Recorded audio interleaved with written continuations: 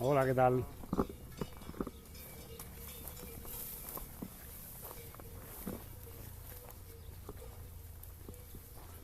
Hola, buenas.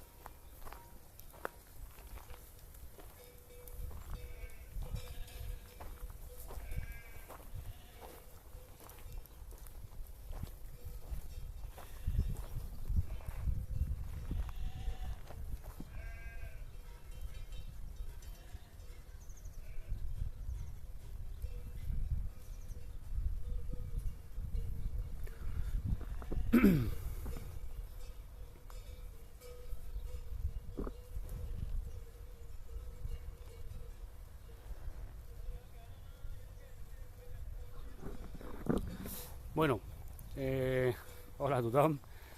Estava aquí assegut, anava a fer un vídeo i de cop i volta han aparegut les ovelles i ostres, mira, doncs anava a fer un vídeo sobre el passeig i mira, doncs canvi d'idea i ja que he fet el vídeo de les ovelles, doncs una mica parlar d'una situació que es pot donar a molts municipis, perquè hi ha molts municipis que han optat per diguem-ne fomentar tot el tema del pastureig amb l'objectiu de poder combatre tot el tema de l'incendi com a mesura de prevenció d'incendis, ¿vale?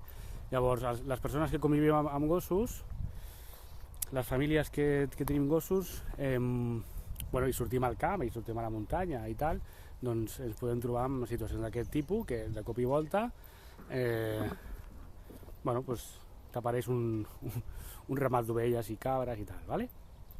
Llavors, la idea que seria ideal és anticipar-nos una miqueta, si ja escoltem tot el tema dels cencerros i tot això, doncs, i si els veiem, evidentment, guanyar distància i canviar una mica la ruta del passeig, ¿vale? Això és de sentit comú, però molt sovint no passa i després ens trobem amb accidents de gossos que a vegades ataquen ovelles, que les deixen ferides, que alguns que arriben a matar-les i això és un problema i un problema a vegades greu, ¿vale? Llavors, una mica prendre consciència a totes aquelles persones que vivim a municipis que han optat per aquest recurs de prevenció d'incendis i a mesura del possible doncs també una mica s'ha de guanyar consciència per les dues parts, no? Si el pastor sap que hi ha en un determinat dia i determinada zona hi ha més afluència de persones amb gossos o nens o amb bicicletes o el que sigui, fora bo que poder el cap de setmana la ruta la canviessin i fessin una ruta més de cara al bosc endins, que és on hi ha la massa vegetal diguem-ne amb més probable que es pugui crear un incendi i entre setmana ja anar per un altre puesto, no? Però són coses que s'escapen de les nostres mans i que no podem fer res. Llavors, què podem fer nosaltres? Si ens passa i ens trobem en la situació, actuar una mica en conseqüència i d'una manera que sigui educativa per al nostre gos, per la gent que ens acompanya i que també sigui, evidentment, respectuosa cap a la persona que està treballant i cap als animals que porta, ¿vale? Perquè bueno, no és de rebut crear un conflicte o generar una situació de perill en un moment que es pot evitar i que es pot fer bé, vale? Bueno, això.